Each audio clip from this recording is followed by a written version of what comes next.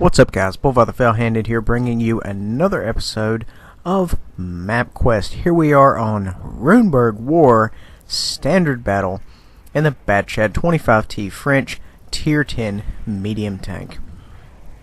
Now, normally, either spawn, I always like to go to the eastern flank, right around the little bit of buildings there at E0. Always a good place. Mediums normally roll there. The idea here is you go over there, you scout. If things aren't too deep, then you end up pushing around, running a flank, which is what I recommend to all medium tanks. You run flanks. That's what you do. In this case, one of a few things would happen. You'll come over here and you'll be overwhelmed, like an entire number of tanks. Or you'll come over here and you'll be about even matched. The important thing is, when running this tank, is knowing when to run. When you need to cut out.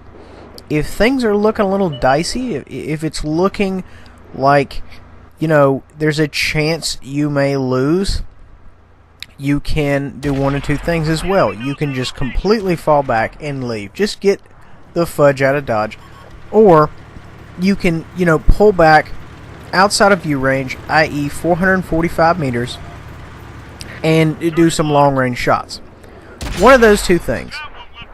So at any rate, we have a flanker running the mid here, trying to go ahead and get around us. He has attracted way too much attention for that to be successful. If you can kind of sneak over there, it may be a different story, but once you have tanks, scoping in on you like this, and not only myself, but there are other tanks aware that he is over here. It looks like he went ahead and took out an arty, or perhaps one of his arties took out ours, what have you. A good habit to get into in this tank is, if you are not otherwise engaged, when you kill someone, just go ahead and reload, no matter how many shots you have in. Because, as fast as this tank is, it's probably going to take me 35 seconds just to get back to where I was. So by that time, you would be reloaded. It's just smart tanking. Very rarely do you actually ever catch a Batchat empty in-game. And there's a reason for that. Typically you're going to know where everything is on the map. And if you don't, you should have a good idea. Heavies push, TDs camp, whatever. You're going to have a good idea. And you kind of need to use this as your advantage there. The guy just blocked my shot. And, another note on this tank is it suffers from autoloader dispersion. Most tanks are going to be right around, on target, give or take. Of course, RNG. But with autoloaders, it's just all over the place. And that's something you're going to have to deal with if you run any autoloader, not just the Batchat. When they first came out with autoloaders, I think a year and a half ago, man, those things were dead on. It was like a laser machine gun. But now they've kind of nerfed them to where, it's fair. It's, honestly, it's fair. Would I like them to be laser machine gun? Yes. But now it's actually fair. So we are taking excellent cover. We're just going to try to pop out, get a couple of top shots there on the TD. It's not really happening for me, but you can't really expect it to at that range.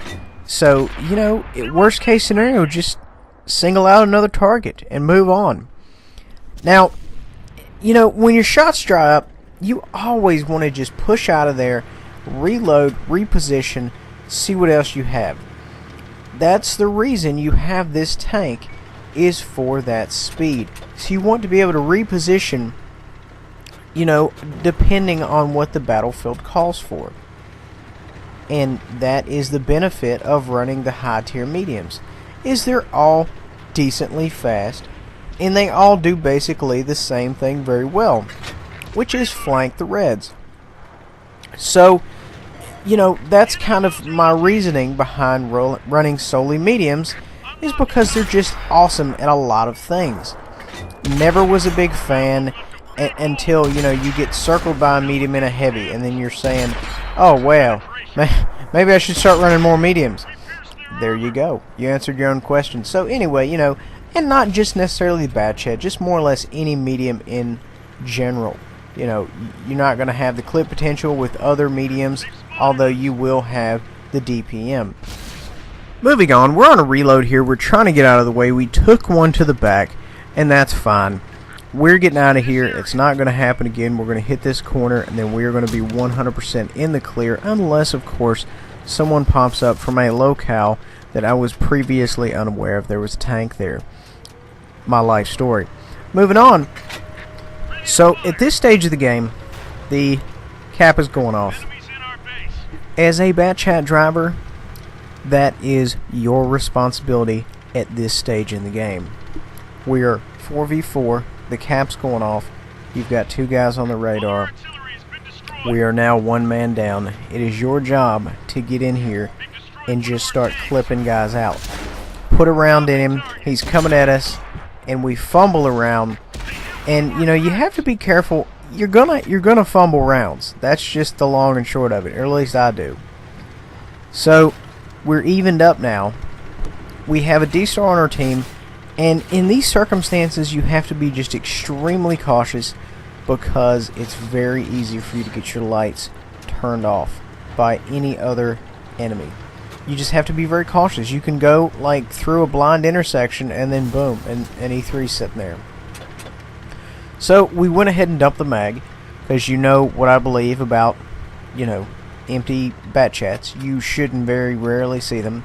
Maybe 10% or maybe even less than that of the Bat Chats you run into at a given time should be empty. So you really need to have fully loaded Bat Chats. Now, those that know me will know that I am using this Death Star as bait. I'm trying to get him to light some guys up in the city while I run an enormous flank. And, you know, as a Bat Chat driver, that's how you need to view people. Let's go ahead and say, as any medium driver in this situation, you know, you need to look at the greens as bait. You need to figure out how to use them best, because most of the time they will let you down. You need to assume they're going to let you down, and you need to focus on that. I know it's a bit morbid.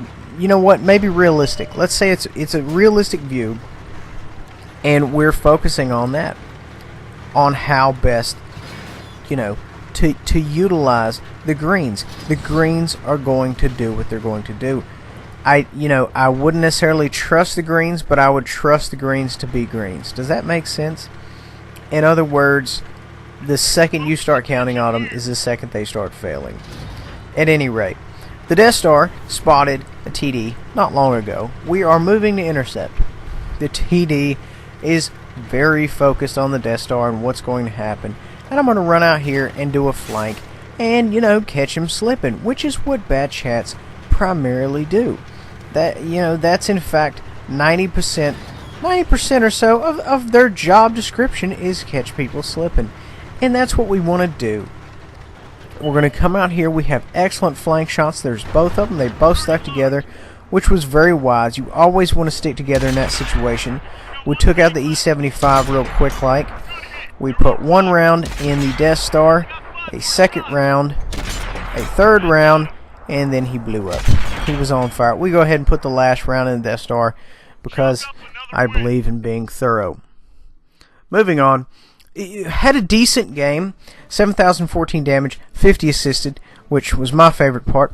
Guys, thank you for watching MapQuest. Please remember to like, subscribe, and share. I'ma catch this motherfucker slipping, slipping, slipping, slipping. If it